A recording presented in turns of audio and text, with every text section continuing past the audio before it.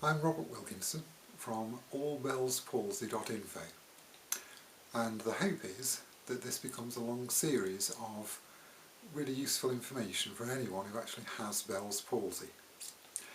The very first thing, as the title suggests, first things to do when you have Bell's palsy, the first thing you need to do is to go and see a professional. The reason being there's over 50 other illnesses that it could also be that can also cause facial paralysis. And Bell's palsy is what they call idiopathic. In other words, they don't actually know with all proof what causes it. So they have to discount all these other 50 or so illnesses to then tell you you have a Bell's palsy, which is a temporary facial paralysis. We'll cover figures in other videos, but in the vast majority of cases it is a temporary facial paralysis. And that's all it is, by the way. It's purely the face. It's a facial nerve, it's purely the face, it's not going to go anywhere else. Well, we can cover those in the next video. Frequently asked questions that I'm asked about what's going to happen next, etc. Go to the doctor. The reason is as well, although again there's no conclusive proof that these things help, they will most probably, first of all, they'll ask you some questions, and this is important. They'll ask you when you first noticed anything going wrong. With me it was I couldn't spit my toothpaste out properly.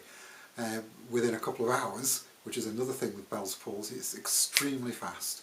Within a couple of hours, nearly all of half my face, I just looked like I'd had a stroke, and that's why I went to the doctors. Within 24 to 48 hours the whole thing had gone. I also had it bilaterally, which is extremely rare, so don't start worrying about that. It's 1% of cases. So I had it down both sides at the same time, which is no fun whatsoever and rather wipes the smile off your face, as you can imagine. Go to the doctors, as I say. They'll ask you questions. When did you first get it? How long has it taken? The way it came on? Things like that. Let me just check. I'm telling you everything they will ask you. Each doctor will be different, obviously, but they will go through just a few questions. There's nothing they're going to do. They're not going to do anything intrusive to you. An experienced doctor will know exactly that it's Bell's palsy straight away, and I'll just ask you some questions to check it's not other things, and that'll be it. You'll be on your way. What they'll most probably give you is a course of an antiviral course of treatment, and I won't give the brands in this video because it could be seen in different parts of the world, who knows, and they're all different brands, but an antiviral course of treatment and a steroid course of treatment. I don't worry about steroids either. There's nothing wrong with a short course of steroids. All the scares are about people taking it for many months and years in some cases. That's a different kettle of fish. This is a short, sometimes 5 days, probably 7 days, course of steroids. And it just helps to reduce the inflammation, which is one of the things that most likely, unless it's been damaged through an accident or something, but you'd know about that, which is most likely what is causing the signals, which is, I'll go into this in other videos, but the signals to come through and actually motivate, if you like, make move the muscles in your face. But we're going to cover all that and break it all down so you know exactly what it is.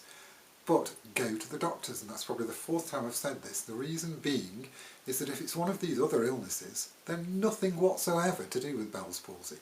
So there's no point you sitting here watching what I hope turns into 50 or more videos about different aspects of Bell's palsy and what you can do to help yourself through it if you haven't got it. I do a book on the website that's for sale. It's $9.99 or about $14 something. Excellent, really excellent information. It's helped hundreds and hundreds of people, and I always get great feedback to it. But again, it's going to be totally and utterly useless if you've not got Bell's palsy. So go now, don't bother watching any other videos of either mine, if there's any up there yet, or of anyone else's, or even looking on the internet about Bell's palsy. Go to a doctor, let him tell you you've definitely got Bell's palsy.